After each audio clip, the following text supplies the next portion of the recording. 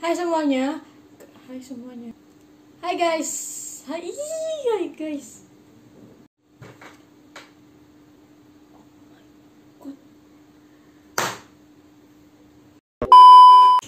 Hai Creative People, kenalin aku Kasya. Aku mahasiswi Sekolah Tinggi Pariwisata NHI Bandung, program studi manajemen konvensi dan event. Jadi kali ini aku bakal sharing ke kalian tentang entertainment. So, apa aja sih bakal aku bahas di entertainment nanti? Yang pertama aku bakal bahas yang pastinya definisi, terus nanti ada tujuan, terus ada klasifikasi, dan yang terakhir yang paling banyak ini mah.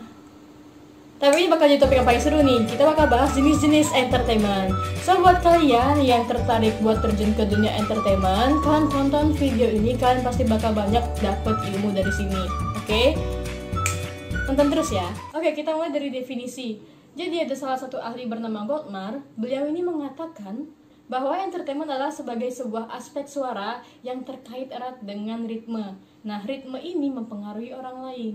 Apa sih yang dipengaruhi? Jadi yang dipengaruhi di sini ada perasaan yang kuat, memori, dan yang pastinya emosi. Jadi bisa kita tarik kesimpulan, entertainment ini adalah segala sesuatu baik itu bentuk perilaku, tempat, atau kata-kata yang di sini dapat sebagai penghibur.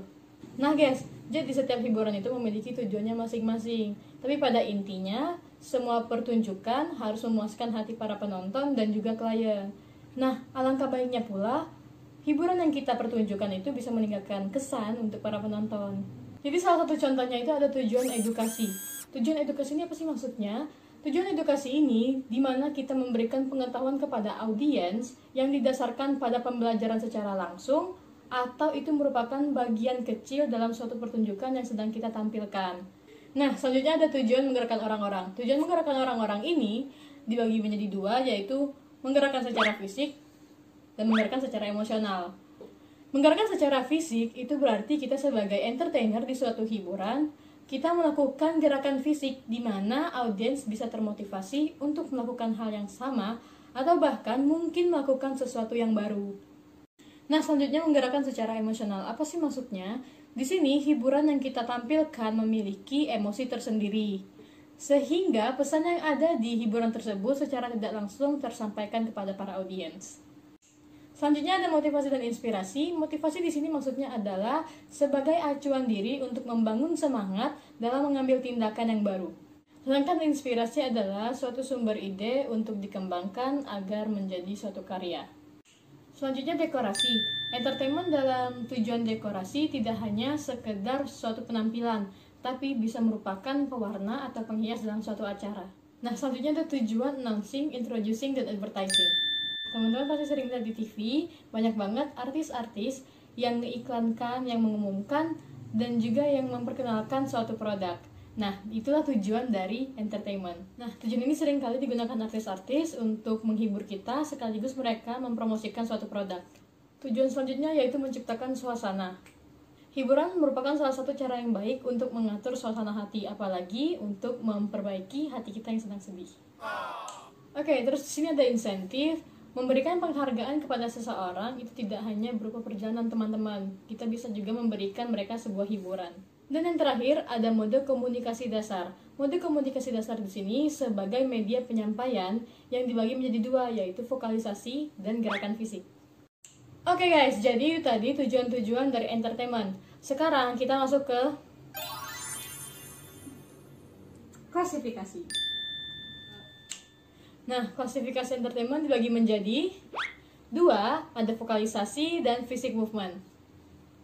Entertainment berdasarkan vokalisasi merupakan suara, panggilan, teriakan, atau bunyi lainnya yang dikeluarkan.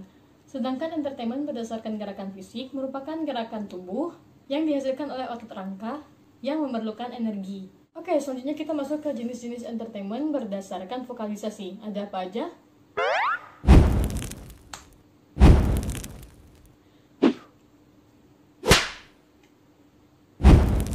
Yuk langsung ke yang pertama. Oke, yang pertama itu musik. Pada intinya, musik adalah ilmu seni yang menggabungkan melodi, harmoni, ritmik, dan nada menjadi suatu alunan suara. Nah, jadi di dalam musik itu ada yang namanya genre, atau yang bisa kita sebut aliran musik. Ada apa aja sih aliran di dalam musik tersebut? Yuk kita panggilin salah satu musisi Bandung yang kebetulan adalah kakak saya. Oke, halo semuanya. Jadi saya perkenalan dulu ya. Saya kakaknya Kasya dan nama saya Seira. Saya adalah alumni Sekolah Tinggi Musik Bandung. Saya mengambil mayor keyboard dan di sana saya mengambil program studi D3 musik performer. Dan kali ini saya bakal bantuin adik saya untuk menjelaskan beberapa hal mengenai genre musik. Oke, gitu aja. Oke, yuk langsung kita dengerin. Oke, jadi yang pertama ada genre blues. Genre blues ini katanya menceritakan tentang tradisi dan juga ekspresi pribadi. Lalu juga biasanya ada 3 chord, dilanjutkan dengan progresi, lalu terbuka untuk improvisasi tanpa akhir. Betul sekali? Ya, betul banget. Oke, silakan dicontohkan. Oke, sesuai sama pengertiannya sendiri ya. Jadi ada 3 chord sama ada improvisasi tanpa akhir.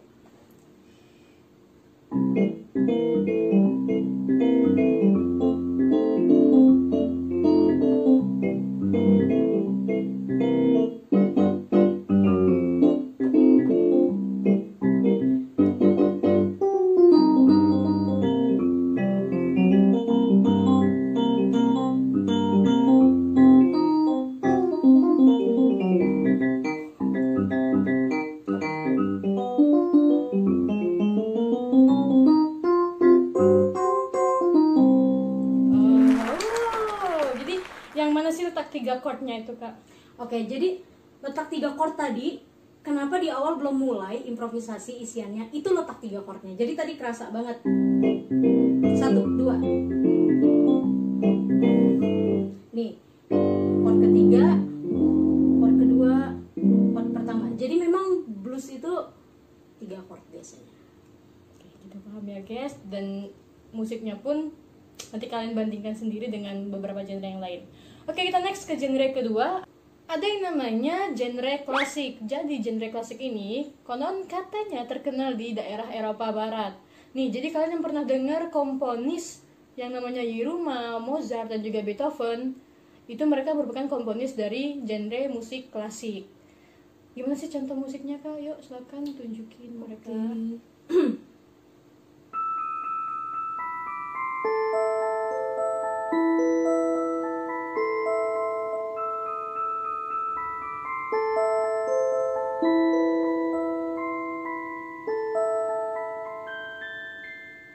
Oke. Jadi gitu, guys. Selanjutnya ada namanya musik jazz. Kalian mungkin sering dengar event Java Jazz. Tapi bener gak sih, Kak, kalau event-event Java Jazz gitu emang mereka menampilkan musik-musik jazz? Iya, terkadang bukan cuma jazz doang. Jadi di dalam jazz itu ada cabang lagi. Jadi jazz itu ada terbagi lagi menjadi fusion dan lain-lain gitu. Pusing ya, guys. Oke, langsung kasih contohnya aja, Kak, musik jazz itu gimana? Oke. Jadi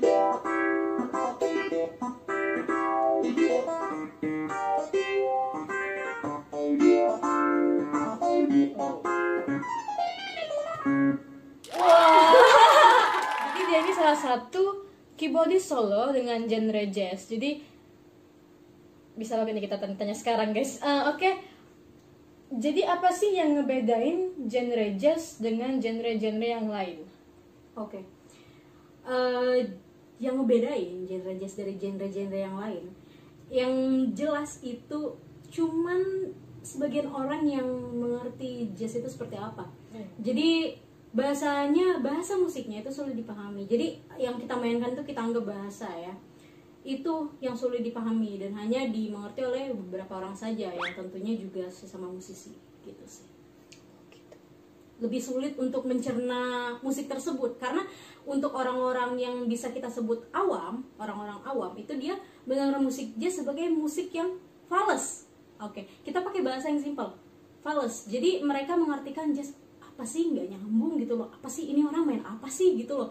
Jadi kita lebih gampang untuk mencerna musik-musik seperti pop, klasik yang terdengarnya tuh lebih easy listening lah kalau kata orang-orang kayak gitu. Jadi agak sulit memahami jazz. Oh gitu.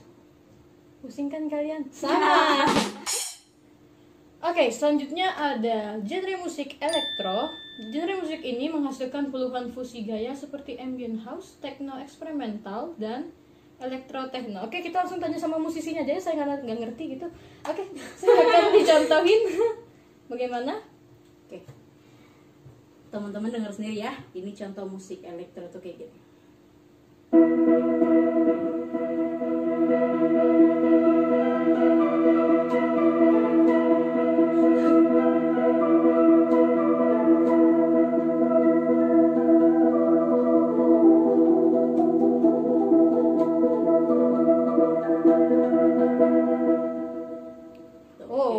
Oke, berarti ini sama kayak yang electronic dance music atau gimana? EDM? Sebenarnya sama, cuman EDM itu kan semakin perkembangan zaman dia makin berkembang, dan sekarang itu menggunakan teknologi yang namanya sequencer. Jadi sequencer itu adalah bantuan musik yang dimana kita harus pakai laptop atau enggak MIDI controller. Dia satu alat juga, satu jenis juga sama kayak gini, tapi mempunyai fungsi yang berbeda. Tapi sama alatnya kayak gini, dan itu menggunakan bantuan dua alat itu tadi. Jadi dia memang jauh lebih apa ya? Fusion. Oke, dari tadi jadi Kak Serani menyebutkan tentang fusion. Apa sih Kak fusion itu Kak? Fusion itu suatu modifikasi. Jadi dia tetap menggunakan musik yang sama, tapi dengan sesuatu yang baru gitu loh. Jadi kayak kamu nambahin something new di dalamnya. Jadi ketika seseorang memainkan satu musik elektro, ketika ada sebutan EDM, jadi dia itu dimodifikasi, ditambahin sequencer, ditambahin suara ini, ditambahin suara itu. Jadi dia menghasilkan sesuatu yang sama tetapi lebih fresh. Oh gitu. Jadi orang yang dengarnya juga, wah ini nih elektro nih, tapi kayaknya ada yang beda, kayaknya ada yang baru. Kalau ditambah-tambahin gitu. Iya, jadi dia merasakan sesuatu yang sama tapi dengan sesuatu yang lebih fresh lagi kayak gitu. Oh gitu. Sip, paham sekali Kak. Kita lanjut ke genre selanjutnya. Oke, jadi selanjutnya tadi musik pop rock. Jadi musik pop rock ini merupakan genre yang mudah diingat baitnya dan juga fleksibel jika dipadukan atau mau diganti dengan style lain. Iya, betul. Oke. Ada mau penambahan penjelasan? Itu udah cukup jelas sih sebenarnya. Jadi cirinya itu emang gampang gitu loh. Jadi kita bisa inget baitnya tuh dengan sesimpel itu. Oke, langsung kita dengerin aja musik, salah satu musik genre pop rock. Apa nih judulnya? Oke, ini musik dari Steelheart yang judulnya Sis Gun, pasti teman-teman pada tahu. Semua umur tahu ini lagu.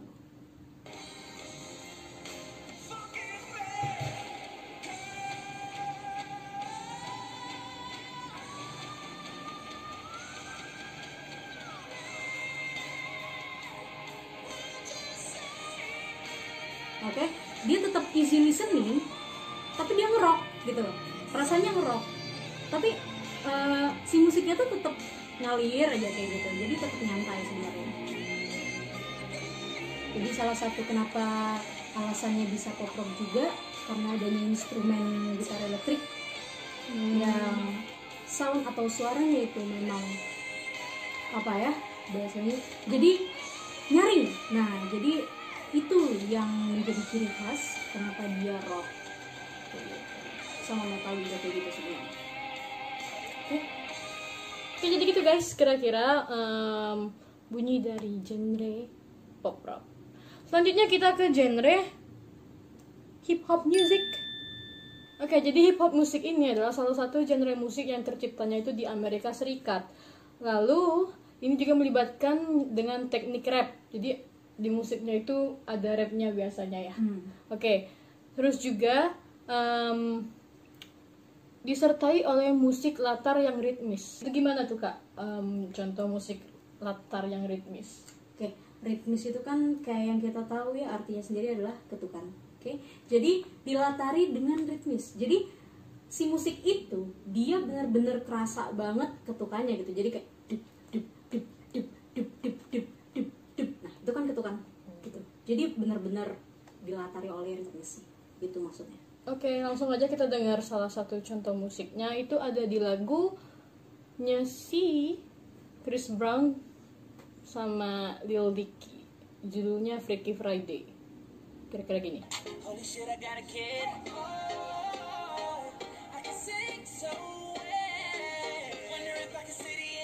Yang ritmisnya tuh yang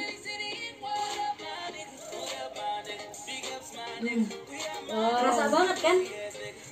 Gampang banget sih nyariinnya sebenarnya. zaman musik zaman sekarang. Anak-anak milenial banget ya. Oke, itu kira-kira paham ya teman-teman tentang hip hop music. Oke teman-teman, selanjutnya kita ke musik rap. Oke, jadi musik rap itu dia lebih mainkan tempo sama ritme. Jadi di musik ini sendiri dia nggak terlalu banyak mengusung nada dan chord lagu. Jadi maksudnya dia nggak terlalu banyak memainkan kunci. Jadi kalau misalnya musik-musik tadi harus memerlukan kunci, banyak kunci, bahkan kalau rap ini bisa dibilang sangat sedikit. Karena biasanya tema yang dipakai pada lagu itu cuman itu aja gitu loh. Bisa aja dari awal sampai akhir tuh cuman itu aja, satu tema, tapi rap ini memang lebih fokus ke kata-katanya, ke pengucapannya. Jadi dia lebih fokus ke situ, lebih fokus ke tempo, ke tone nada. Jadi bisa dibilang kayak kejar-kejaran lah, tapi sebenarnya enggak, tetap tertata dan tetap pada musik itu sendiri. Kita dengerin contohnya.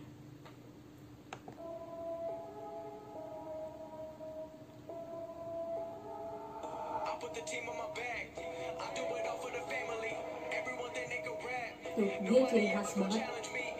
Temanya gitu doang. Kan gitu aja sampai akhir kayak gitu. Tapi dia fokus keras. Gitu terus kan kerasa. Nah, jadi gitu kira-kira guys untuk genre musik